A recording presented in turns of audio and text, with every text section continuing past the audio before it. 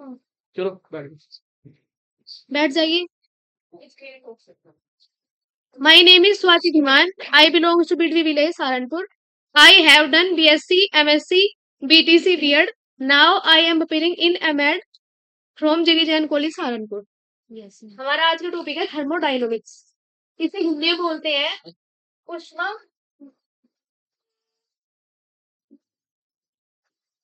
उष्मागतिकी। तो इसके नाम से क्या पता चल रहा, जिसमें उष्मा गति करती हो, है ना, यानी कि उष्मा चलती हो। तो भौतिक विज्ञान की वह शाखा जिसके अंतर्गत हम कार्य, उष्मा और तापमान और ऊर्जा आदि के बारे में अध्ययन करते हैं, उष्मागतिकी कहलाती है। ये 11th क्लास में थी ना यूनिट, 11th क्लास में पढ़ी होगी। और इसमें हम क्या पढ़ते हैं कि ऊर्जा को एक रूप से दूसरे रूप में किस तरह परिवर्तित करते हैं और ये पदार्थ को किस तरह प्रभावित करती है। तो इसमें thermodynamics coming good morning. Thermodynamics dynamics is a branch of physics. Is a branch of physics. आवाज बंद। In which we study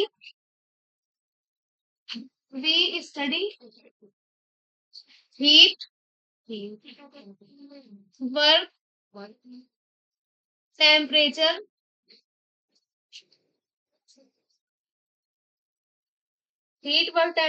and energy.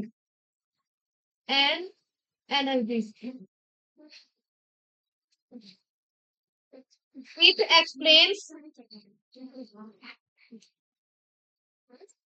explains how energy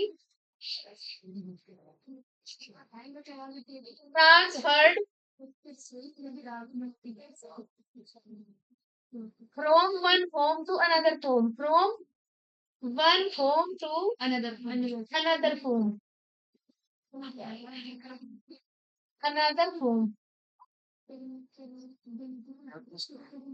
And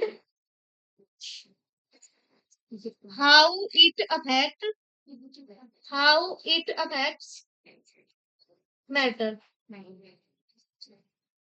ये लिख लिया, लिख लो से।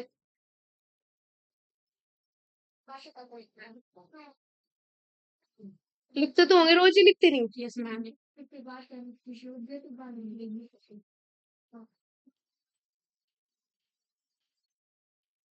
तो समझ आ गया थर्मोडायनामिक्स क्या है। जिसमें हम उष्मा, कार्य और ऊर्जा और तापमान आदि के बारे में अध्ययन करते हैं। जल्दी से लिख ले।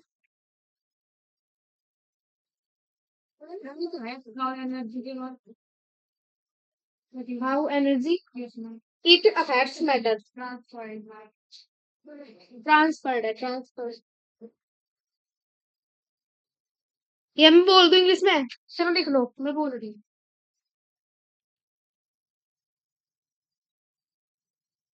It explains how energy is transferred from one form to another and how it affects matter.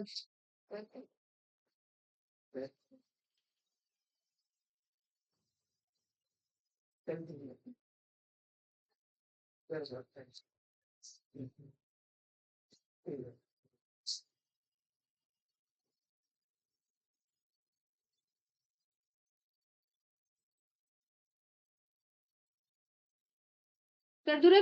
Yes, ma'am.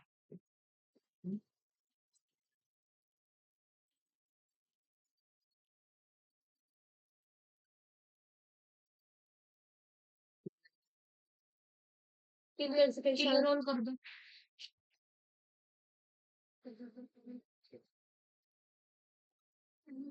अब हम पढ़ेंगे इसकी बेसिक टर्म।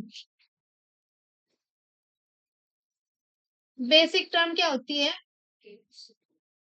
जो इसके मूल पद हैं। नंबर 1 पे आता है सिस्टम। सिस्टम को बोलते हैं निकाय या तंत्र। तो सिस्टम क्या होता है, यूनिवर्स का वह भाग जिसे अध्ययन के लिए चुना गया हो। A part of universe, a part of universe, a part of universe selected for study, selected for study।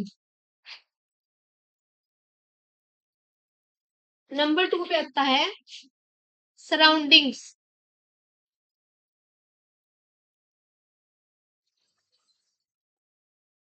Number 2 पे आता है सराउंडिंग्स। सराउंडिंग्स क्या होता है? Very good. सराउंडिंग्स होता है परिवेश, everything outside of the system, everything, everything outside the system, outside the system, यानी कि सिस्टम को छोड़कर यूनिवर्स का बाकी बचा भाग क्या कहलाता है? परिवेश या सराउंडिंग्स। नंबर 3 पे आता है बाउंड्री। बाउंड्री क्या होती है? सीमा, सीमा या परिधि। तो surface, the surface separating system and surroundings, ऐसी सतह जो निकाय और परिवेश को अलग करती हो क्या कहलाती है? सीमा या बाउंड्री। तो इसे क्या बोलते हैं? सरफेस सेपरेटिंग, सरफेस सेपरेटिंग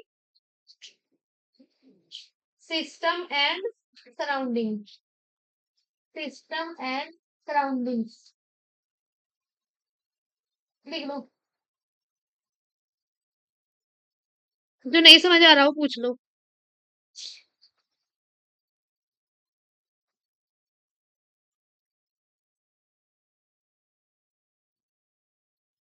लिख लिया? Yes ma'am.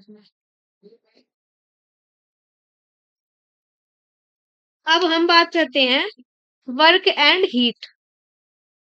Work and heat क्या होता है? कार्य और ऊष्मा। यहाँ तक समझ में आ गया? अब हम बात करते हैं वर्क एंड हीट।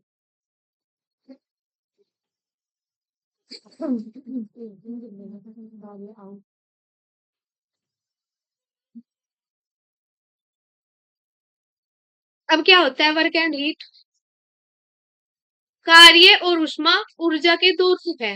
कार्य को ऊष्मा में और ऊष्मा को कार्य में आसानी से बदला जा सकता है। 1 मिनट, बार बार ही किसी को कोई पानी लेगा अभी खर्च उसी पास है बोल।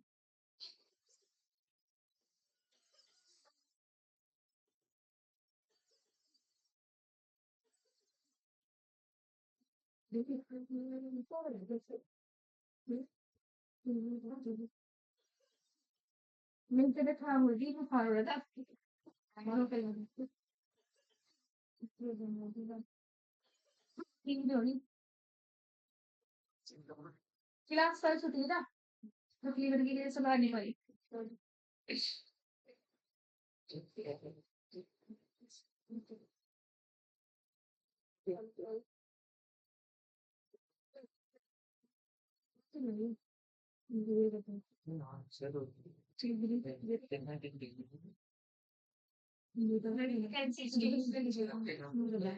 कैंसिल करना ना।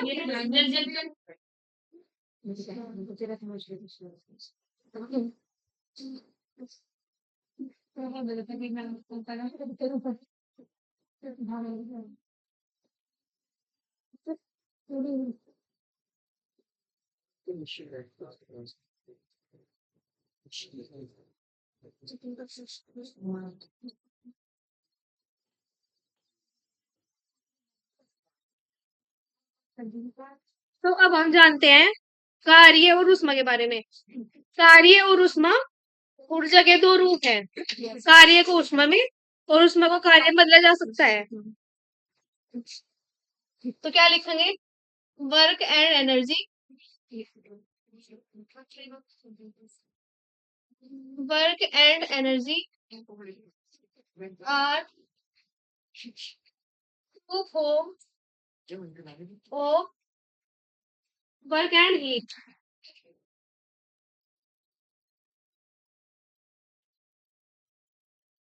Work and heat are two form of energy.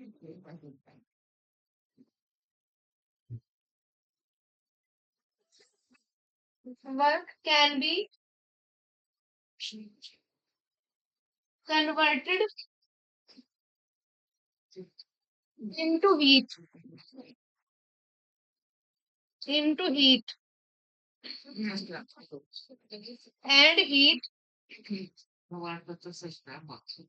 can be converted into work। तो इनमें डिफरेंस क्या है? ये तो हो गया कि ये दोनों एनर्जी के रूप हैं और इन्हें एक दूसरे में आसानी से बदला जा सके। तो इनमें डिफरेंस क्या है? हीट हमेशा तापांतर के कारण प्रभावित फ्लो होती है।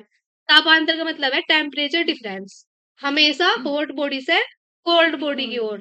लेकिन जो हमारा वर्क है वो टेम्परेचर डिफरेंस पे डिपेंड नहीं करता, वो फ्लो करता है बिना टेम्परेचर डिफरेंस के भी। ठीक है, तो इसके बाद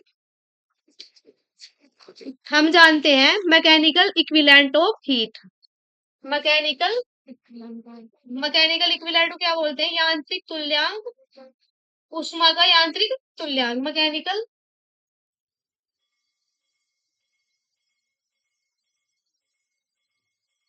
मैकेनिकल इक्विवेलेंट ऑफ हीट। तो एक साइंटिस्ट हुए जूल, अब इसे ध्यान से समझ लो।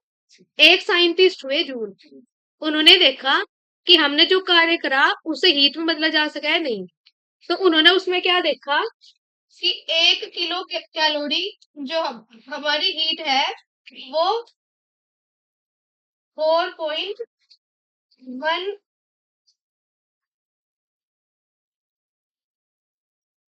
4 186 जूल के इक्वल है। क्या देखा उन्होंने कि एक कैलोरी किलो कैलोरी जो हीट है वो 4186 जूल के इक्वल है। अगर यहाँ पे लिख दो 1 कैलोरी, 1 कैलोरी क्या होता है? 4.186 जूल। ये किसके इक्वल है? एक कैलोरी के। ठीक है, कैलोरी किसका यूनिट है? कैलोरी किसका मात्रक है? ऊष्मा का। और जूल किसका मात्रक है? ऊर्जा का। बाकी जो ऊष्मा है हम जूल में भी कन्वर्ट कर सके हैं, जूल में भी लिख सके हैं और कैलोरी में लिख सके हैं। लेकिन जो वर्क है वो हमेशा जूल में ही लिखा जाए, उसे हम कैलोरी में नहीं लिख सकते। ठीक है, अब इसकी डेफिनेशन उन्होंने क्या दी, इसे उतार लो। हो गया, हो गया।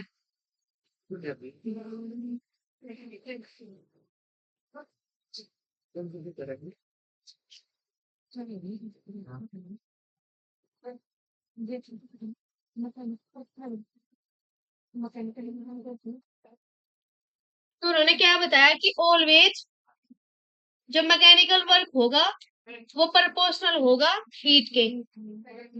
अब इसे ध्यान से समझो। यहाँ देखो उन्होंने क्या देखा कि वर्क जो है is directly proportional to heat.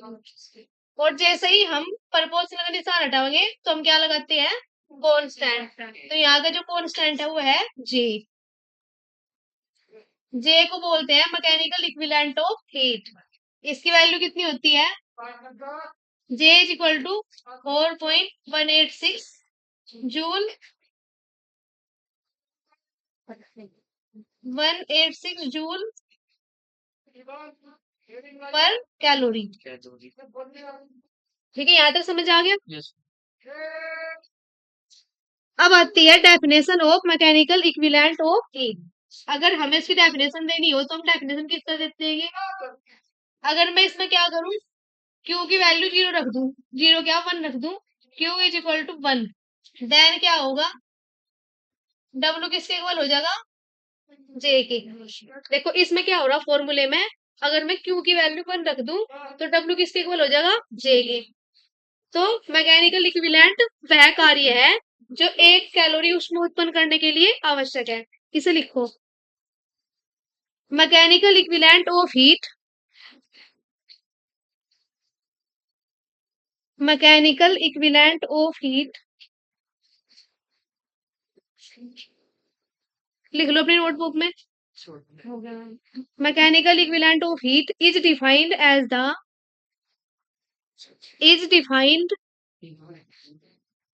The amount of work, amount of mechanical work, amount of mechanical work, mechanical work required to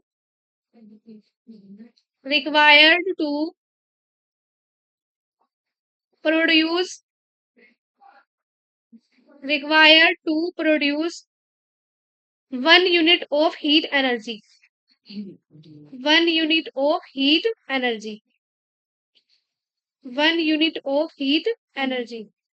लिख लिया होगा। अब लिखो difference between work and heat.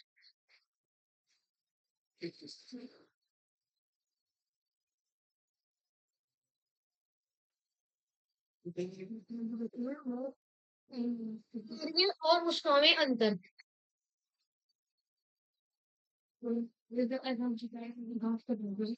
कार्य और ऊष्मा में अंतर, ऊष्मा में अंतर। टॉपिक कार्य और ऊष्मा था। कार्य और ऊष्मा में अंतर यानी कि difference between work and heat. ठीक है, तो एक साइड लिख लो वर्क और एक साइड लिख लो हीट।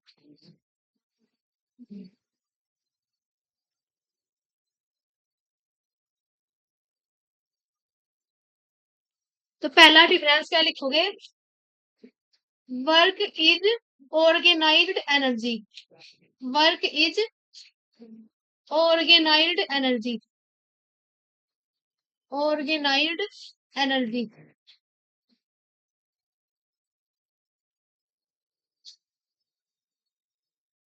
और heat is disorganised energy, heat is disorganised energy. अब ऑर्गेनाइज्ड एनर्जी और डिसऑर्गेनाइज्ड एनर्जी क्या हो?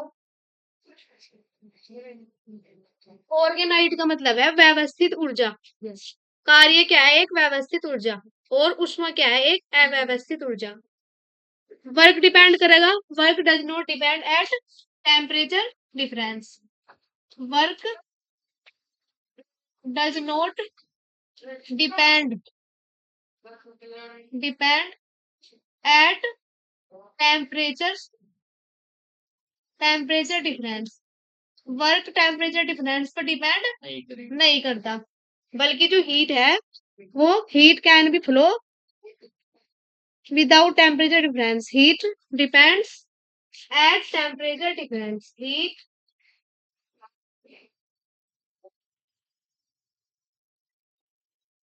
Depends at temperature difference.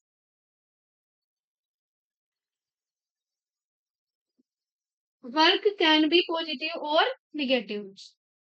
जो हमारा वर्क है वो धनात्मक भी हो सके और ऋणात्मक भी। वर्क कैन बी पॉजिटिव और नेगेटिव। जो हमारा कार्य है वो धनात्मक भी हो सके और ऋणात्मक भी। जबकि जो हीट है वो ऑलवेज पॉजिटिव। जब वो एक जगह से दूसरी जगह जा रही हो तो ऑलवेज क्या होगी? पॉजिटिव।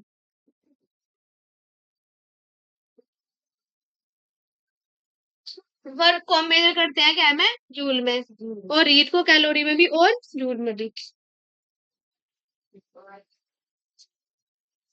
मेजर्ड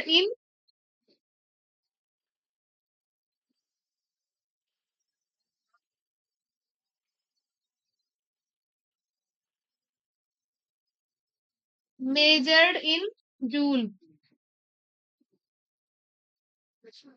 और ये मेजर्ड क्या में होगी? जूल और कैलोरी।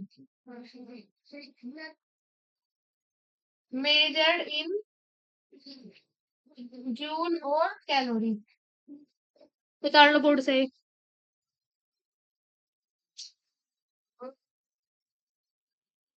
बोर्ड से लिख लो एक।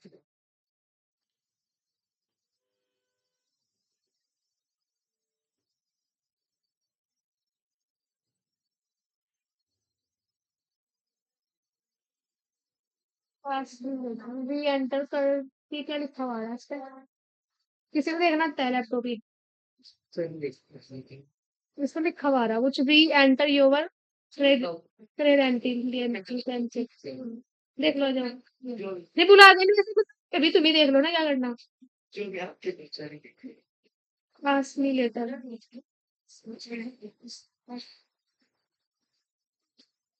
फिर काट दूं। इतना सारा वो भेज है काटता हूँ। हम्म। अरे सर।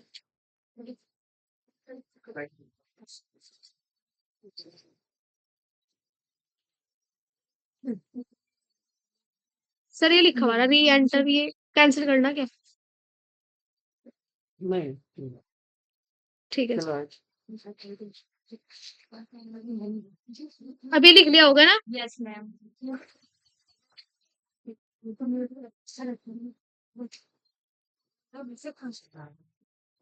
अब इसके बाद लिखो। अब ये बताओ अब तक हमारा क्या क्या टॉपिक हो गया। कमिंग। देखो सबसे पहले हमने पढ़ा थर्मोडायनामिक्स। थर्मोडायनामिक्स क्या था? ऊष्मागतिकी भौतिक विज्ञान की वह शाखा जिसके अंदर हम ऊष्मा कार्य तापमान ऊर्जा आदि का अध्ययन करते हैं। ठीक है। उसके बाद हमने पढ़े इसके बेसिक टर्म। बेसिक टर्म क्या थी इसकी? सराउंडिंग और पावर। सिस्टम क्या था? A part of universe. Universe का वह भाग जिसका अध्ययन के लिए चुना गया हो। ठीक है वो क्या कहलाएगा? सिस्टम। और सराउंडिंग्स क्या कहलाएगा? एवरीथिंग आउटसाइड द सिस्टम यानी कि निकाय को छोड़कर पूरे ब्रह्मांड का बचा हुआ भाग क्या कहलाएगा? परिवेश। एक बात और ध्यान देनी।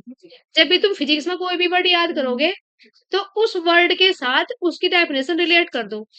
जिस तरह परिवेश। परि का मतलब हो चारों ओर। वेश का मतलब हो वातावरण। तो निकाय को छोड़कर बचा हुआ भाग क्या कहलाएगा? परिवेश। नंबर 3 पे आता है बाउंड्री। तो बाउंड्री तो पता लग रहा कि जो बीच की दीवार है। तो निकाय और परिवेश के बीच की जो सतह है उसे क्या कहेंगे हम? बाउंड्री। उसके बाद हमने क्या पढ़ा? वर्क एंड कार्य और ऊष्मा। तो कार्य भी ऊर्जा का ही रूप है और ऊष्मा भी ऊर्जा का ही रूप है। तो कार्य को ऊष्मा में और ऊष्मा को कार्य में आसानी से बदला जा सके। इसके बाद हमने पढ़ा मैकेनिकल इक्विवेलेंट ऑफ हीट कि एक कैलोरी में कितनी ऊर्जा कितनी एनर्जी होती है। तो एक कैलोरी में कितनी हो? 4.186 कैलोरी। या 1 kilo calorie is equal to 4186 joule. ठीक है। इसके बाद हमने पढ़ी डेफिनेशन ऑफ मैकेनिकल इक्विवेलेंट। तो उसमें डेफिनेशन में क्या पढ़ा? या उससे पहले हमने क्या पढ़ा कि जूल ने एक एक्सपेरिमेंट करा था और उसने देखा था कि डब्ल्यू जो है वो डायरेक्टली प्रोपोर्शनल है किसके? क्यू के। और जब भी हम प्रोपोर्शनल हटाते हैं तो क्या लगाते हैं? कांस्टेंट। तो इस कांस्टेंट की वैल्यू कितनी है? 4.186 जूल पर कैलोरी। ठीक है। तो इसके बाद हमने क्या पढ़ लिया अब? और difference between work and heat. तो मेन डिफरेंस क्या है? मेन डिफरेंस वर्क और हीट में ये है हीट हमेशा हॉट बॉडी से कोल्ड बॉडी की ओर बहती है और वर्क टेम्परेचर डिफरेंस पे डिपेंड नहीं करता। तो वर्क क्या है? एक ऑर्गेनाइज एनर्जी और हीट क्या है? Disorganise energy. अब हम पढ़ेंगे उष्मागतिकी तंत्र के प्रकार यानी कि उष्मागतिकी निकाय के प्रकार यानी कि जो हमने पढ़ा था system thermodynamic system.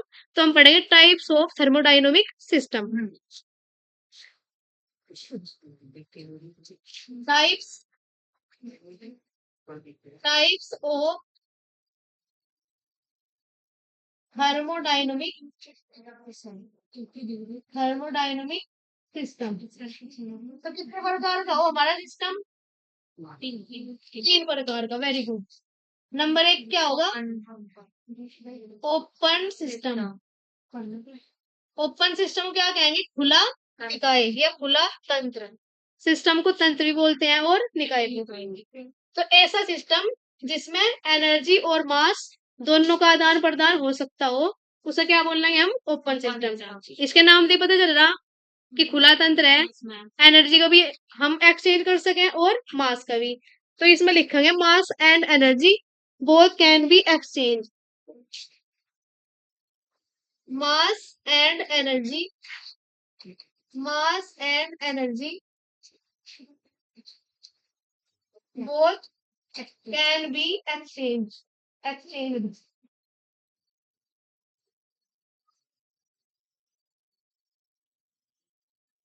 with surroundings, with surroundings, with surroundings। तो इसका एग्जांपल क्या होगा?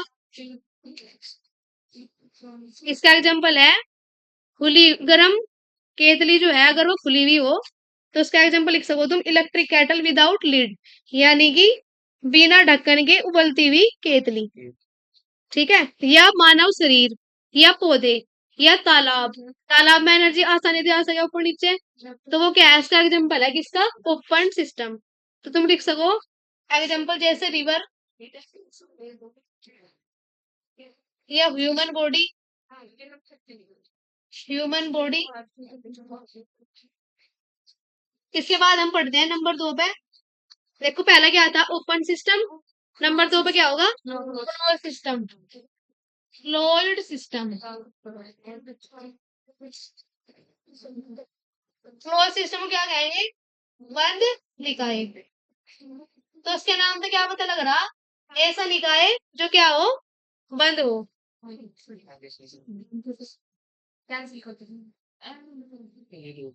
बंद निकाय का मतलब क्या होगा?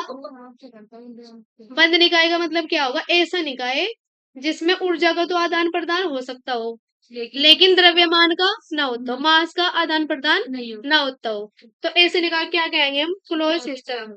तो ओनली एनर्जी एक्सचेंज, तो उसमें क्या होगा? Only energy exchange.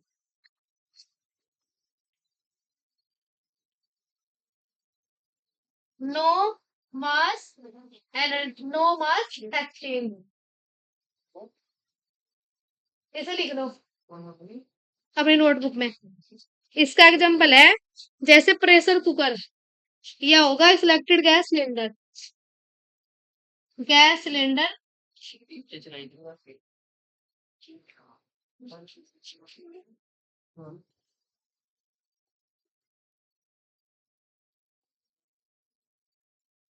Gas cylinder. ये नंबर 2 होगा pressure cooker. Pressure cooker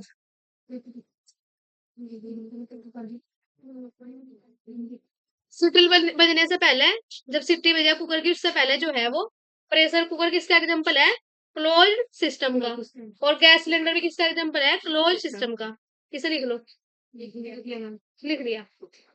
number 3 पता है आइसोलेटेड सिस्टम।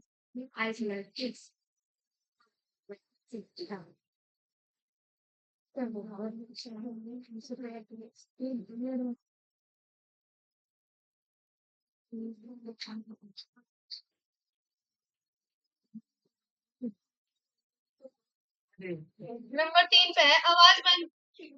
आइसोलेटेड सिस्टम, इसे हिंदी में क्या बोलते हैं? विलगित निकाय। वेरी गुड, विलगित निकाय।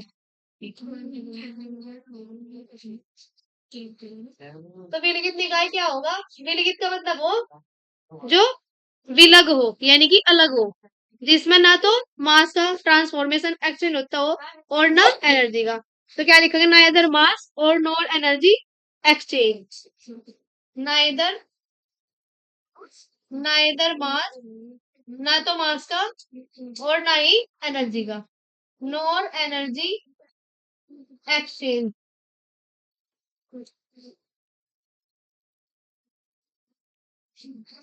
इसका एग्जांपल क्या होगा? जैसे थर्मस फ्लास्क या यूनिवर्स। यूनिवर्स में क्या होगा, ब्रह्मांड का क्या है, ऊर्जा का नियम क्या है, ऊर्जा को न तो उत्पन्न किया जा सकता और न ही नष्ट, केवल एक रूप से दूसरे रूप में बदला जा सके। यानी कि ब्रह्मांड की जो पूरी ऊर्जा है वो जो की तू है, उतनी की उतनी ही है। तो इसका एग्जाम्पल है यूनिवर्स, यूनिवर्स या थर्मस फ्लास्क।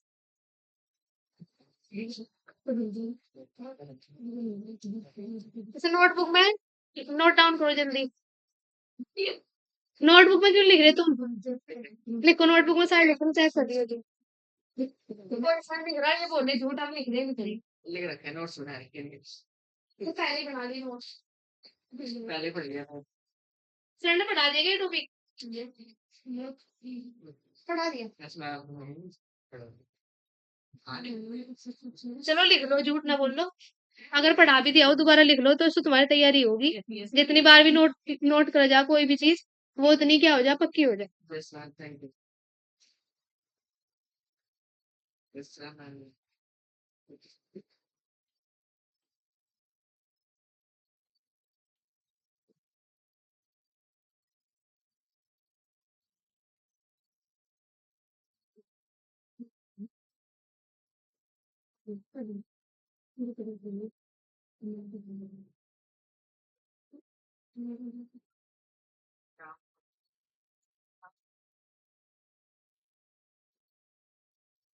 जितना लिखने से बचोगे कामयाबी तक उतनी दूर जाओगे। मैंने लिख लिया, नहीं तुमने तो लिख लिया, लड़के ये लिख नहीं रहे थे जबकि बस अभी लिखना शुरू करा। पीछे लड़कियां भी इस तरह बैठी।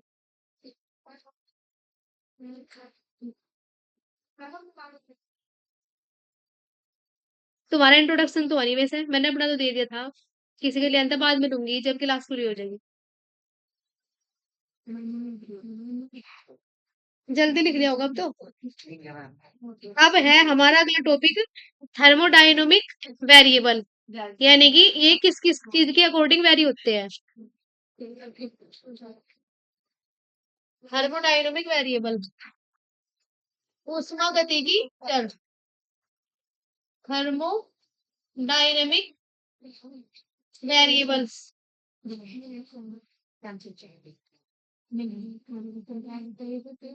इसे हिंदी में क्या बोल लेंगे,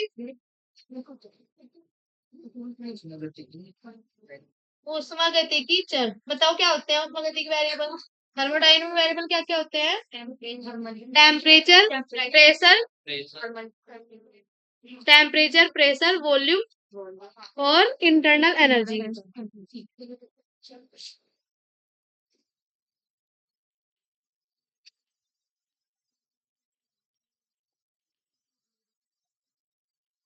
प्रेशर नंबर 1 पर आता है, pressure number 2 temperature, temperature number 3 पर आता है वॉल्यूम, और नंबर 4 आता है इंटरनल एनर्जी। तो क्या हो इंटरनल एनर्जी, कोई भी पदार्थ जिन अणुओं या परमाणुओं से मिलकर बना उसकी गतिज ऊर्जा और स्थितिज ऊर्जा का योग, यानी कि the sum of kinetic energy and potential energy is called internal energy of matter. यानी किसी भी पदार्थ के अणुओं की गतिज ऊर्जा और स्थितिज ऊर्जा का योग क्या कहलाएगा, आंतरिक ऊर्जा। किसी पदार्थ की आंतरिक ऊर्जा यानी कि इंटरनल एनर्जी। तो उसके बाद अगला टॉपिक इंटरनल एनर्जी है। ये चारों तो होगी टॉपिक। इंटरनल एनर्जी तो क्या लिखेंगे हम, इंटरनल एनर्जी में लिखेंगे the sum of the sum of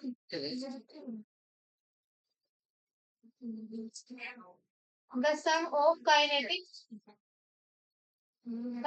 energy and potential energy, and potential energy. ठीक है, इसे उतार लो।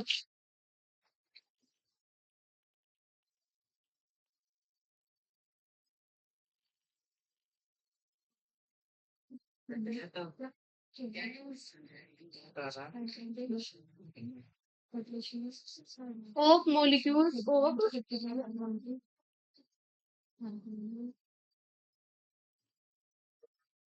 Of the matter.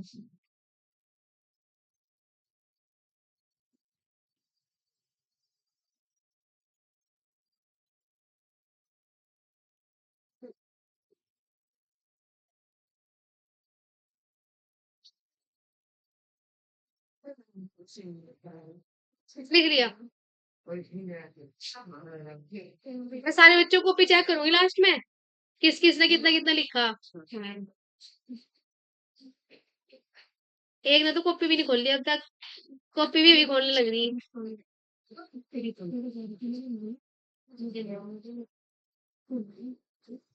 इसके बाद अगला अगला जो टॉपिक है वो है थर्मोडायनामिक प्रोसेस।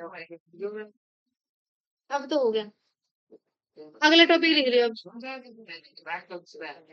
बैग किस तरह होगा? चलो कोई नहीं। अगला टॉपिक है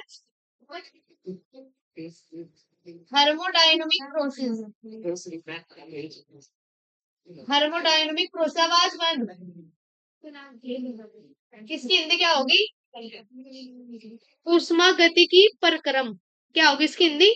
ऊष्मा गति की परक्रम। तो ऊष्मा गति की परक्रम कितने प्रकार के हो?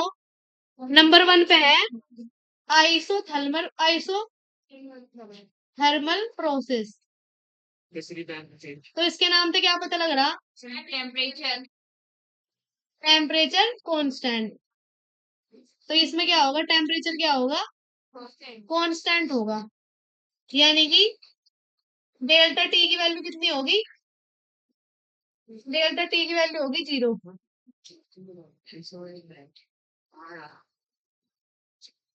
क्या बताया मैंने अभी कि जो ऊष्मागतिकी की परक्रम है वे कई प्रकार के हों। एक तो होगा समतापी परक्रम, एक होगा रुद्धोष्म परक्रम, एक होगा समआयतनिक परक्रम और एक होगा समदाबी।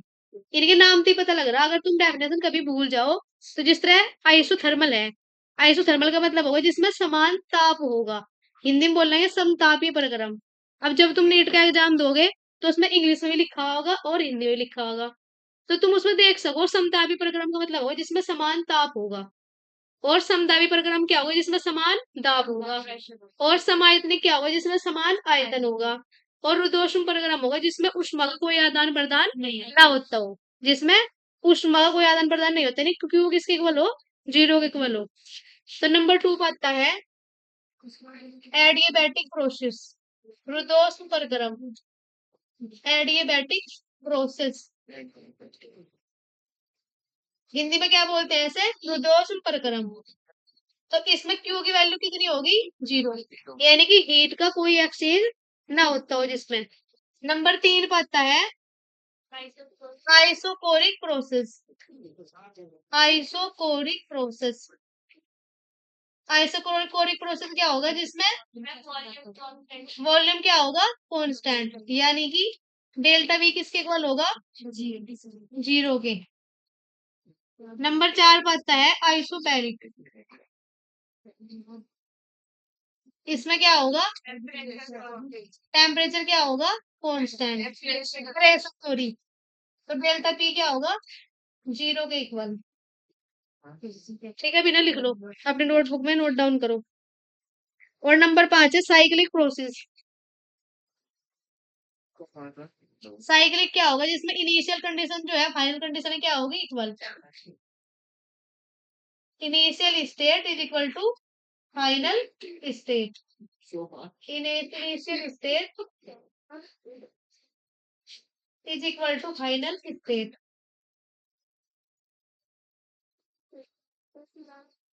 लिख लो। इसमें वर्क जो है वो तो 0 नहीं होता, लेकिन जो डेल्टा यू है, आंतरिक ऊर्जा है, वो क्या हो जा? 0 के इक्वल पूरे सर्कल के दौरान।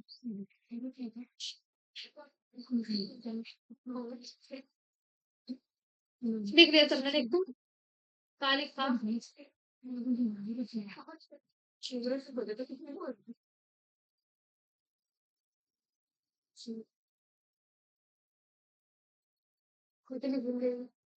सबसे पहला इतिहास स्कूल, जब तक स्कूल में कोई भी नहीं था। लिख लो भाई। अब तुमने पढ़े होंगे ऊष्मागति के बहुत सारे नियम हैं, बहुत सारे कितने हैं? जीरोथ लो, फर्स्ट लो और सेकंड लो।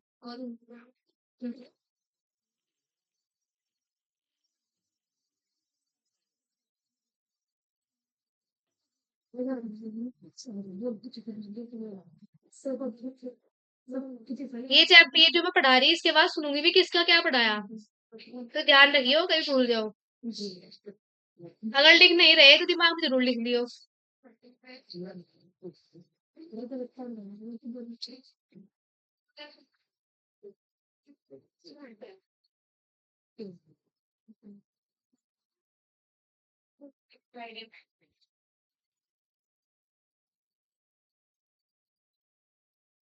लिख लिया होगा अब क्या कुछ क्या कर रहे,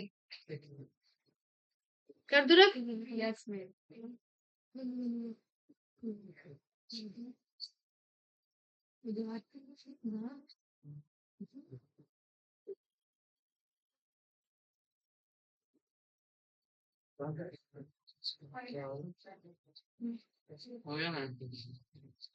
हो गया।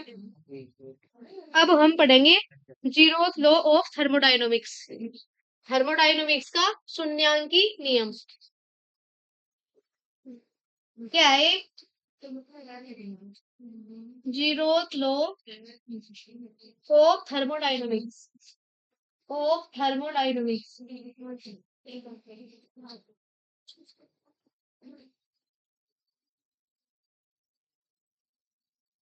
तो इसके नाम से क्या पता लग रहा? खड़े होकर बताओ। अगर कोई सिस्टम अगर दो सिस्टम थर्मोडायनामिक्स की हुए है अगर और उनके अंदर तीसरा सिस्टम है तो मैं वो भी नहीं होगा। ठीक है, वेरी गुड। अगर कोई सिस्टम ए बी के साथ थर्मल इक्विलिब्रियम में है, तापीय साम्य में है, और बी सी के साथ तापीय साम्य में है, तो ए और सी आपस में क्या होंगे? थर्मल इक्विलिब्रियम में होंगे। थर्मल इक्विलिब्रियम को हिंदी में बोल रहे हैं तापीय साम्य। If body A is in, if if a body A is in thermal equilibrium, thermal equilibrium with body B, with body B and B with C, B with C, then क्या होगा? A and C are in thermal equilibrium. A and C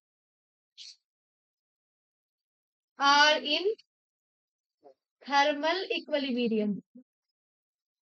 Thermal equilibrium. लिख लो। अगर A B के साथ और B C के साथ तापीय साम्य में है तो ए सी के साथ तापीय साम्य में होगा। ये ऊष्मागति का शून्यांकी नियम कहलाता है।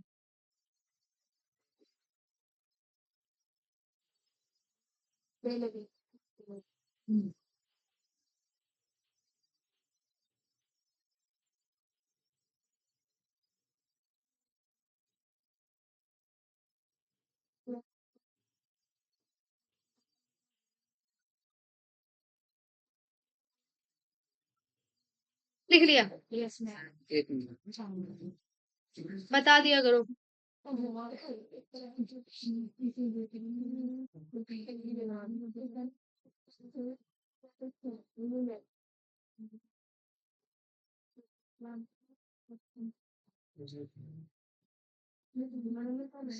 अब इसके बाद कौन सा लॉ आएगा?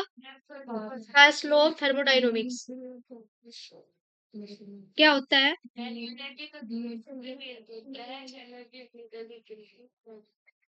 Very good. Energy neither can created और नॉर destroyed, ओनली ट्रांसफॉर्म्ड। ठीक है, देखो first law of thermodynamics, first law of thermodynamics. इसके दो डेफिनेशन है।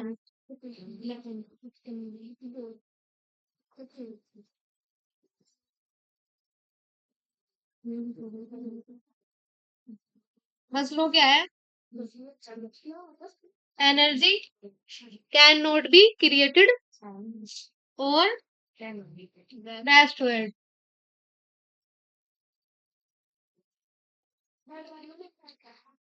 Energy can not be created और destroyed।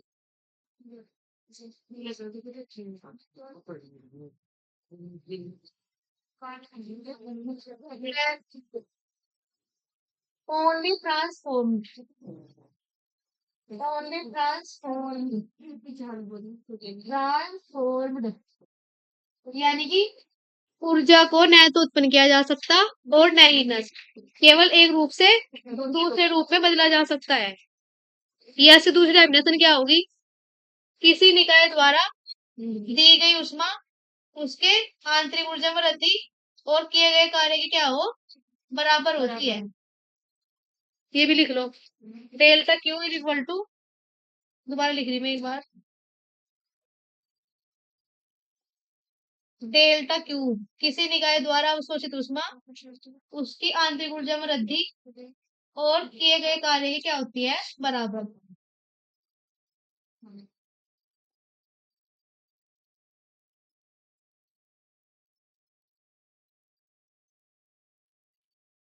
दो डेफिनेशन है इसकी। फर्स्ट की एक तो ये है एनर्जी जो एनर्जी कंजर्वेशन पर डिपेंड करती है, और एक ये किसी निकाय द्वारा अवशोषित ऊष्मा यानी कि एब्जॉर्ब जो एनर्जी होगी ये क्या होगी increase in internal energy and किए गए वर्क डाउन के मतलब वर्क के बराबर होगी, इन दोनों के सम के।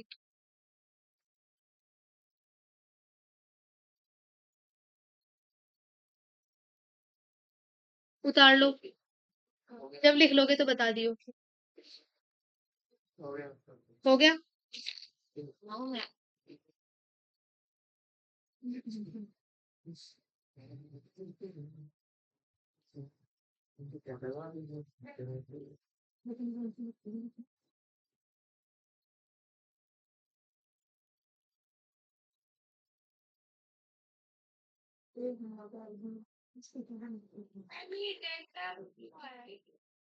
चेंज के लिए चेंज वेयर जो डेल्टा क्यू है वो इज इक्वल टू चेंज इन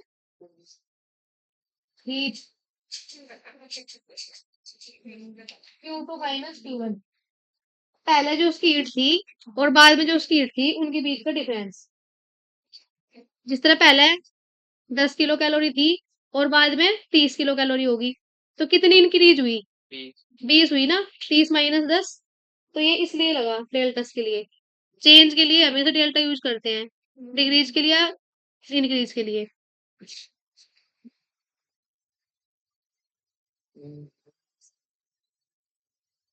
ये तीनों चेंज ही है, चेंज इन इंटरनल एनर्जी और चेंज इन वर्क डाउन। अब इसके बाद लिखोगे, लिख लो, लिख लिया। अब इसके बाद है second law of thermodynamics.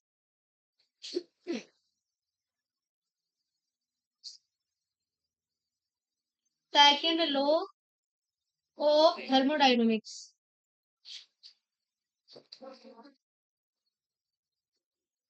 Thermodynamics यानी कि ऊष्मागतिकी का द्वितीय नियम। क्या है ऊष्मागतिकी का द्वितीय नियम?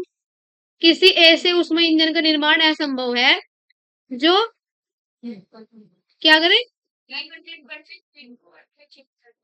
जो 100% हीट को, जो 100% ऊष्मा को कार्य में बदल सके। ऐसे ऊष्मा इंजन का निर्माण असंभव है। तो इसके दो स्टेटमेंट है, एक तो केल्विन प्लांक और एक क्लोसियस स्टेटमेंट। तो दोनों लिख लो।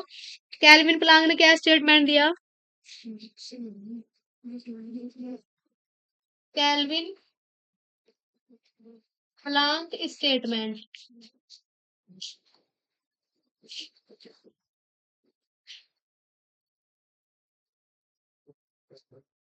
इसमें लिखो no engine can converted, no engine can convert, no engine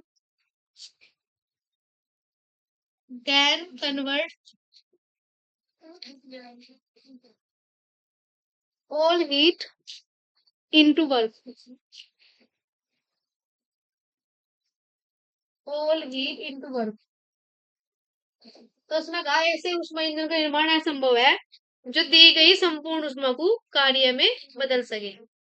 ठीक है, अब इसके बाद है क्लासियस स्टेटमेंट, क्लोसियस स्टेटमेंट,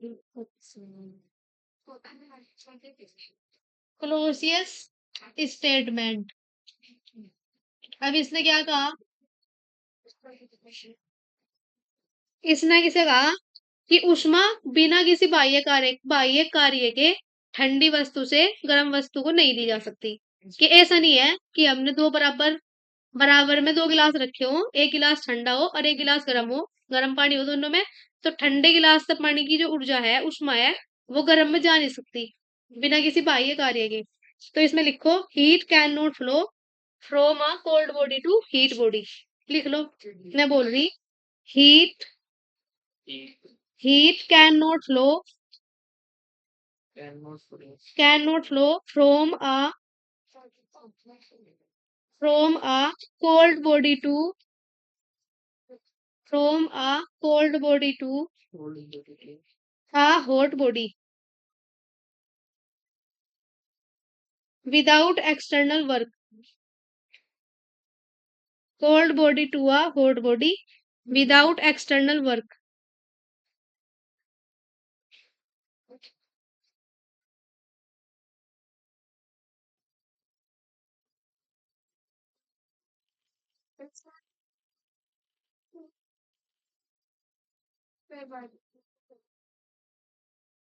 अब इसके बाद हम पढ़ेंगे अगला topic, heat engine. Heat engine को हिंदी में क्या बोल लेंगे, हीट इंजन को क्या बोलेंगे, उष्मा इंजन। तो उष्मा इंजन क्या कार्य करता है, हीट को क्या में कन्वर्ट करा है, मैकेनिकल वर्क में। ठीक है, तो उसमें लिखो हीट इंजन, हीट इंजन। इसकी डेफिनेशन लिखो, नोटबुक में बोल रही, a heat engine, a heat engine converts, a heat engine converts heat energy into heat energy into mechanical work, mechanical work. लिख लिया, इसकी एफिशिएंसी लिखो, दक्षता, एफिशिएंसी क्या हो, एफिशिएंसी दक्षता क्या हो, आउटपुट अपॉन इनपुट। तो eta is equal to work output,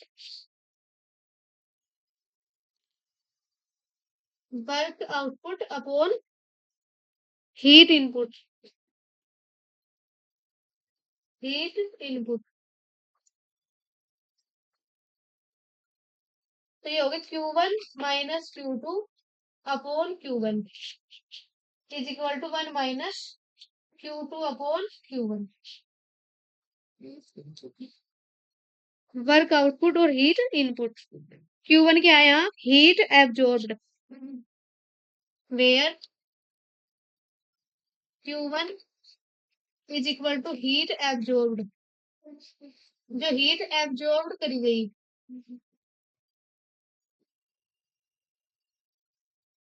और Q2 क्या है, heat rejected, heat rejected.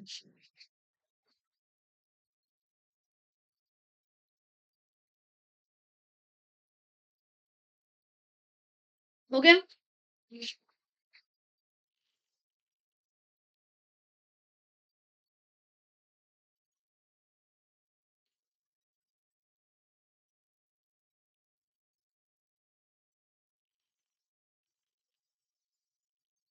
Book है किसी के पास फिजिक्स की जो लगवाई हुई, किसी के पास भी नहीं है? बुक से मतलब बुक दी हुई नहीं है या बुक मैम घर पे है? अच्छा घर पे है। कब से चल रहा है मतलब तुम्हारी क्लास?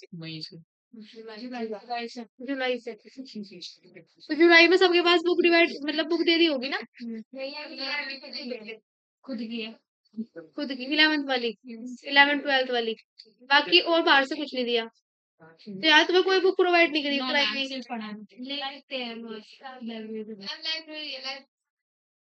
अच्छा लाइब्रेरी से तो वो 11th 12th की मिलती है या नीट की अलग से? अच्छा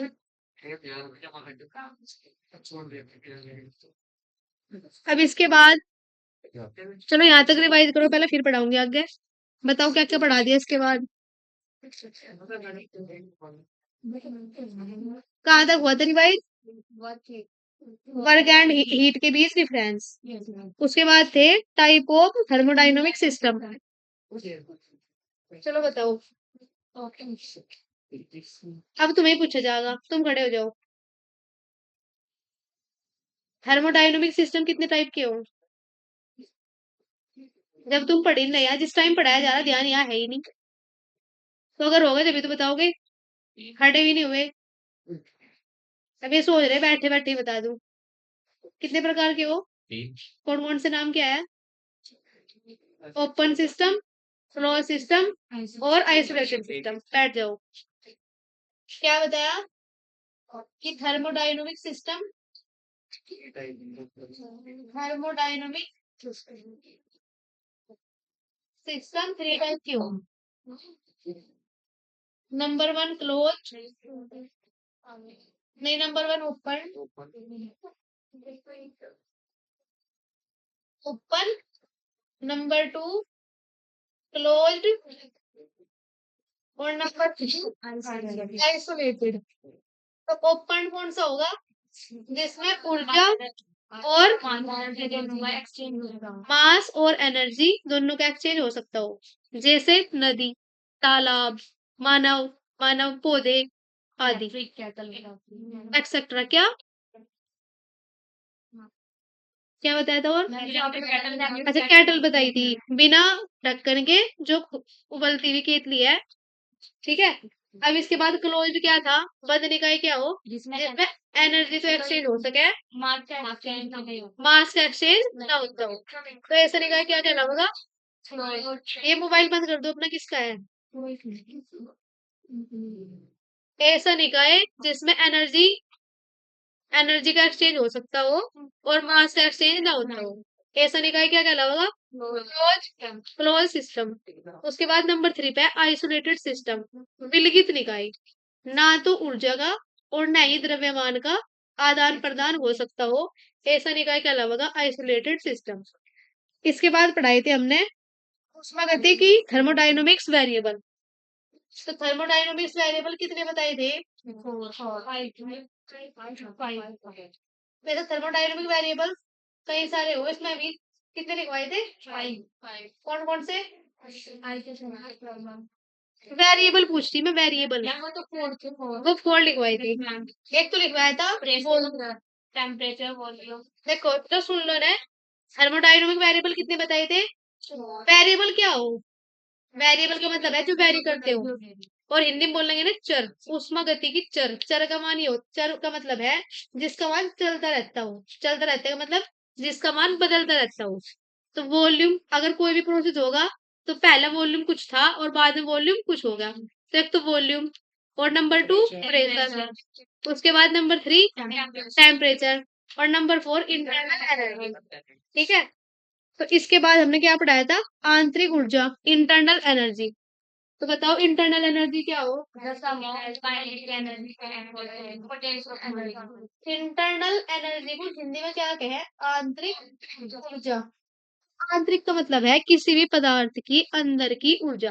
अंदर का मतलब यह है कि उसके अंदर जो अणु है उनकी गतिज ऊर्जा और स्थितिज ऊर्जा का योग। याद रहेगा। आसान सी परिभाषा है नाम से पता लग रहा। इंटरनल एनर्जी का मतलब है the sum of kinetic and potential energy of molecules of the matter. किसी मैटर के अणुओं की गतिज ऊर्जा और स्थितिज ऊर्जा का योग। उसके बाद आता है थर्मोडायनामिक प्रोसेस। प्रोसेस का मतलब है परक्रम। उसके बाद अगला टॉपिक था हमारा, नहीं पहले प्रोग्राम पढ़ाऊंगे, थर्मोडायनामिक प्रोसेस। तो प्रोसेस में कितने प्रोसेस बताए? 5। नंबर फर्स्ट था आइसोथर्मल प्रोसेस। तो उसके नाम से पता लग रहा है हिंदी में इसका नाम होगा समतापीय परक्रम, यानी कि जिसमें टेम्परेचर क्या रहता हो, कांस्टेंट। डेल्टा टी क्या होगा? 0। T2 माइनस T1 कितना होगा? 0। इनिशियल कंडीशन में टी इतना ही था और फाइनल कंडीशन में भी इतना ही था, तो डिफरेंस हो गया 0। तो नंबर 1 है आइसोथर्मल। आइसोथर्मल। और नंबर 2 पे क्या है? एडियाबैटिक। एडियाबैटिक क्या होगा हिंदी में इसका नाम? रुद्धोष्म परक्रम। रुद्धोष्म का मतलब है जिसमें उष्मा, देखो नाम में ही आ रहा रुद्धोष्म, यानी कि इसमें उष्मा का एक्सचेंज ना होता हो, यानी क्यों किसके इक्वल हो? 0 के। तो ऐसे प्रोसेस को क्या कहेंगे हम? Adiabatic process. नंबर 3 पता है आइसोकोरिक। चोरिक नहीं है, कोरिक। जिस तरह केमिस्ट्री है ना हमारी, केमिस्ट्री में CH लिखा होता है, क्या साउंड देना, तो इस तरह ये क्या है? Isochoric process. तो आइसोकोरिक में क्या होगा? जो हमारा वॉल्यूम है, डेल्टा वी किसके इक्वल होगा? 0 के। तो भाई डेफिनेशन नहीं पढ़ाई मैंने, डब्ल्यू किसके इक्वल हो? 3 डेल्टा वी। तो डेल्टा वी की वैल्यू जब 0 होगी तो डब्ल्यू की वैल्यू पे क्या हो जाएगी इसमें? 0। तो आइसोकोरिक में जो किया हुआ वर्क डाउन है, यानी कि वर्क डाउन जितना होगा कितना होगा? 0 के इक्वल। और नंबर 4 पे क्या आता है? Isobaric process. Isobaric process. तो आइसोबारिक प्रोसेस में क्या बताया था? ये रिवाइज करते रहो। आइसोबारिक प्रोसेस में क्या बताया था? Pressure constant. ये सुने भी जाएंगे दोबारा फिर। डेल्टा पी कितना होगा? 0 के इक्वल। और नंबर 5 पे क्या है? Cyclic process. साइक्लिक का मतलब है चक्रीय परक्रम, जिसमें इनिशियल स्टेट फाइनल स्टेट में क्या हो? फर्स्ट क्यों नहीं? Initial state is equal to final state. State is equal to final state. अब इसके बाद नेक्स्ट टॉपिक क्या था हमारा? टाइप्स नहीं, law of thermodynamics. Law of thermodynamics. क्या टाइम हुआ अभी?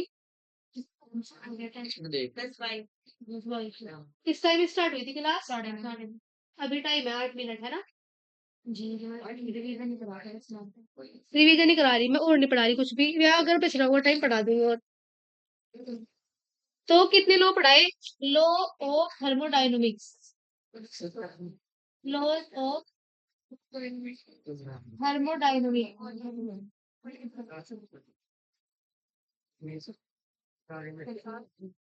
तो हमारा फर्स्ट लॉ है zeroth law of thermodynamics. Zeroth law में क्या पढ़ाया गया कि अगर एक बॉडी ए दूसरी बॉडी बी के साथ थर्मल इक्विलिब्रियम में है, और बी, आवाज क्यों हुई लड़कों में? आवाज किसी की ना हो, सुनाई जब भी देगा, समझ में जब भी आएगा जब तुम ध्यान से सुनोगे। जब अपना टाइम तुम घर से लगा गया आ ही गए, तो यहाँ अपनी बकवास कर रहे, जब मैं यहाँ नहीं होनेगी तब कर लो बकवास। क्या बता रही हूँ? जीरोथ लॉ क्या है? अगर एक बॉडी ए दूसरी बॉडी बी के साथ थर्मल इक्विलिब्रियम में है, और बी बॉडी सी के साथ थर्मल इक्विलिब्रियम में है, तो ए सी के साथ थर्मल इक्विलिब्रियम में होगी। यानी क्या हुआ कि ए का जो टेम्परेचर है, ए का जो टेम्परेचर है वो बी के टेम्परेचर के इक्वल है, और बी का जो टेम्परेचर है वो सी के टेम्परेचर के इक्वल है। तो क्या होगा? ए का जो टेम्परेचर होगा वो सी के टेम्परेचर के इक्वल होगा। ए बी के साथ, बी सी के साथ, और ए सी के साथ होगा। तो ये क्या है? Zeroth law of thermodynamics. Number 2 पर आता है first law of dynamics. First law of thermodynamics. First का मतलब यह है ऊष्मागतिकी का प्रथम नियम। तो ऊष्मागतिकी का प्रथम नियम ऊर्जा संरक्षण पर आधारित है। ऊर्जा को न तो उत्पन्न किया जा सकता और न ही केवल एक रूप से दूसरे रूप में बदला जा सकता। Energy can not be created और नॉन या और डेस्ट्रॉयड ओनली ट्रांस केवल एक रूप से दूसरे रूप में बदला जा सकता है। ये क्या बताई डेफिनेशन, चाहे डेल्टा क्यू लिख लो चाहे क्यू, किसी निकाय द्वारा अवशोषित उष्मा, यानी कि हमने बाहर से उसे कोई उष्मा दी तो वो किस में कन्वर्ट हो जाएगी, उसके आंतरिक ऊर्जा में वृद्धि और बाह्य किए गए कार्य के बराबर हो जाएगी। यानी कि जो दी गई उष्मा है वो दो फॉर्म में कन्वर्ट हो जाएगी, जो उसके अंदर के अणु होंगे पदार्थ के, एक तो उनकी आंतरिक ऊर्जा बढ़ जाएगी और एक जो है बाह्य कार्य करेंगे उन दोनों के सम के इक्वल होगी। तो डेफिनेशन में ये भी लिख सको कि किसी निकाय को दी गई उष्मा उसकी आंतरिक ऊर्जा में वृद्धि और किए गए कार्य के योग के बराबर होती है। ये क्या दोगे कि ऊर्जा को न तो उत्पन्न किया जा सकता और न ही नष्ट, केवल एक रूप से दूसरे रूप में बदला जा सके। नंबर 3 पाता है second law, second law of thermodynamics. तो सेकंड लॉ क्या है, उष्मागतिकी का द्वितीय नियम, कि ऐसे उष्मा इंजन का क्लासियस ने वो कैल्विन प्लांक ने बताया कि ऐसे उष्मा इंजन का निर्माण असंभव है जो दी गई संपूर्ण उष्मा को कार्य में बदल दे।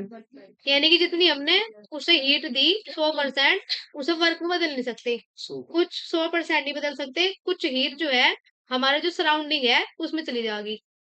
ठीक है, मतलब ऐसा कोई हमने जिस तरह जनरेटर है उसमें हमने फ्यूल भरा, तो ये नहीं है कि फ्यूल जो है टोटल कार्य भी बदल देगा, वर्क में बदल देगा। फ्यूल का कुछ पार्ट साउंड करने में, कुछ कुछ पार्ट कुछ साउंड करने में, कुछ लाइटिंग में, इनमें यूज हो जाएगा। यानी कि ऊर्जा तो उतनी की उतनी रहेगी लेकिन उसे हम टोटल वर्क में नहीं बदल पा रहे। ठीक है, और सेकंड लॉ क्या था जो क्लासियस ने दिया था, हीट हमें जो मतलब कि हमेशा ठंडी वस्तु से जो वो मतलब जो हीट है वो गर्म वस्तु से किसकी ओर चलती है, ठंडी वस्तु ओर। तो हमेशा हीट को हम ठंडी वस्तु तो गर्म वस्तु को नहीं दे सकते बिना बाह्य कार्य के। तो किस में दी जा, ठंडी वस्तु तो गर्म वस्तु में किस में दी जा, उसमें रेफ्रिजरेटर में। तो हमारा फ्रीज है उसमें ठंडी वस्तु थे, उसमें किसे दी जा, गर्म वस्तु थे, गर्म वस्तु को। लेकिन बाह्य क्या किया जा, कार्य, बाह्य कार्य के द्वारा ये तो करा जा। उसके बाद क्या पढ़ाया, उसमें engine, heat engine, a heat engine converts heat energy into mechanical energy. ये क्या काम करे, उसमें एनर्जी को मैकेनिकल यांत्रिक कार्य में क्या करे, बदलने का काम करे। इसके बाद देखो कार्नोट इंजन, कार्नोट इंजन ये आइडल इंजन है एक, कार्नोट इंजन, कार्नोट इंजन इसकी एफिशिएंसी लिख लो बस, theta is equal to 1 minus T2 upon T1। ये एक आइडियल इंजन है जिसने टोटल ऊर्जा को, टोटल उष्मा को हीट में कन्वर्ट, वर्क में कन्वर्ट कर दिया हो, लेकिन इसकी सिर्फ इमेजिन ही किया जा सका है, ये रियल में नहीं होता। टेम्परेचर ऑफ हॉट रिजर्वायर लिख लो, where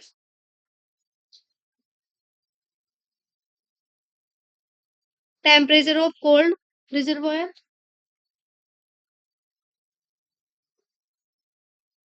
temperature of cold reservoir.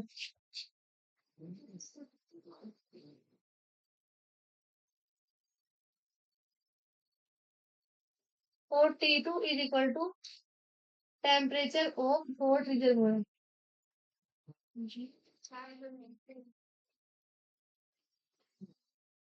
Carnot engine में किसका काम करे, हीट को क्या में कन्वर्ट करने का कार्य करे, मैकेनिकल वर्क में। एंट्रोपी क्या और, entropy is a measure of randomness और डिसऑर्डरनेस। इसकी इसका फॉर्मूला क्या है, delta S is equal to Q upon T. चलो मैं भी टाइम देख लूं कितना होगा, 2 मिनट।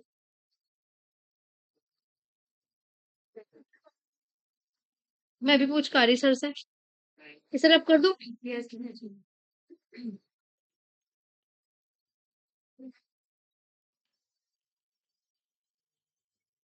ये बाहर के लोग है ना, तो तुम्हारा इंट्रोडक्शन तो पूछ लो, जब तक टाइम नहीं हो जाएगा। हट होगा तो अपना इंट्रोडक्शन दो स्टार्टिंग से। जी। क्या नाम है, लवी, किसने बताया, तो बोले my name is Lovi, Lovi. My name is Rafina. क्या बताया? इब्रा सलमान। तुम किधर जा रहे भाई? सारे एक साथ ही जाओगे? Almira. Almira. Alkama. Alka. Yashvi. Ma'am my name is Shraddha. Shraddha. Zainab. Zainab. My name is Hadiya. Very good. My name is Kashish. Kashish. I am Zoya. जो स्टाइल ये लगा जोया का। Sit down. Ma'am myself Nadiya. Nadiya. तुम्हारा नाम क्या है? My name is Gaurav. Gaurav. खड़े होकर बता दो। सिट डाउन, बस बैठ जाओ। मोहम्मद जैन। मोहम्मद जैन। मुस्लिम बच्चे ज्यादा है ना? Yes ma'am. चलो बढ़िया है ये, मतलब चीज, मतलब जो फ्री वाली निकलने क्लास है, नीट के लिए और उसके लिए अच्छा है। मतलब बच्चों को अगर निकलने का अवसर मिलेगा फिर शिक्षा बढ़ेगी। अल्पसंख्यक में शिक्षा बहुत पीछे हट रही थी हमारे यहाँ। मतलब जो माइनॉरिटी वाले हैं, मेरे गांव में भी मैंने देखा, जो सरकारी स्कूल है बस उनमें खिचड़ी खाने के लिए जा रहे हैं बच्चे, और किसी के लिए नहीं जा रहे हैं। बस उनका टारगेट दिखा और घर भागो। मैं सरकारी स्कूल में खिचड़ी नहीं बन, और क्या बन रहा? अलग अलग डिश बनते हैं नहीं, पता है मुझे, पता है हुई थी ना। मेरी इंटर्नशिप सरकारी स्कूल में ही हुई थी। मैंने जो बीटीसी की गायपटनी से की, तो वहां पे जो इंटर्नशिप लगी गाँव के स्कूल में ही लगी थी। तो वहां पे मुस्लिम बच्चे ही थे ज्यादा, और हिंदू बच्चे थे। चिलकाने के पास पढ़ी? हाँ, जिलकाने के पास जो पढ़ती है वहीं से की। वो डाइट पूरे जिले का एक ही है, जहाँ टीचर ट्रेनिंग दी जा, केटीसी भी कराई जा वहाँ। तो फिर उसके बाद फिर तो मैं करती रही, लेकिन ये है कि वैकेंसी नहीं आई बीपीसी के बेस पे। फिर बीएड कर लिया, एमएससी कर ली, उसके बाद फिर भी वैकेंसी नहीं आई। फिर एमएड अब कर रही मैं जीवी जैन से ही, अब भी वैकेंसी बीटीसी की आई नहीं है। अब मैं एजुकेशन से नेट ही दूंगी बस। ये फिजिक्स से नेट तो मैं अब तक दे ही पाई। फिजिक्स से नेट देने के लिए यहाँ तैयारी नहीं कराई जाती सहारनपुर में। इसके लिए तैयारी बाहर की, मतलब बहुत अच्छी तैयारी होनी चाहिए, दिल्ली या कहीं और अलग जगह से, तब फिजिक्स का नेट इजी मतलब वो करे। और तुम क्या, तुमने सब 12th कर ली होगी? और अब क्या क्या कर रहे हैं? नहीं, और कुछ नहीं कर रहे? ये बीएससी कर रहे होंगे ना? ये बीएससी के अलावा जीएनएम एएनएम कुछ ऐसा तो नहीं कर रहे?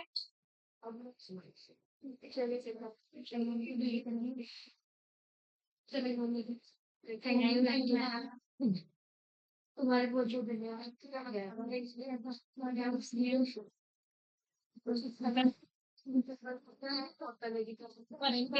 नाम क्या है?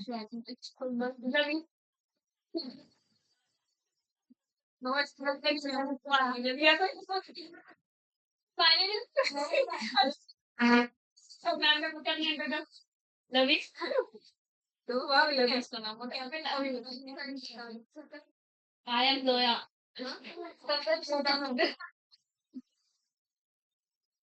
आगे सचिन से। वो आगे विजय जी इसके बाद आएंगे।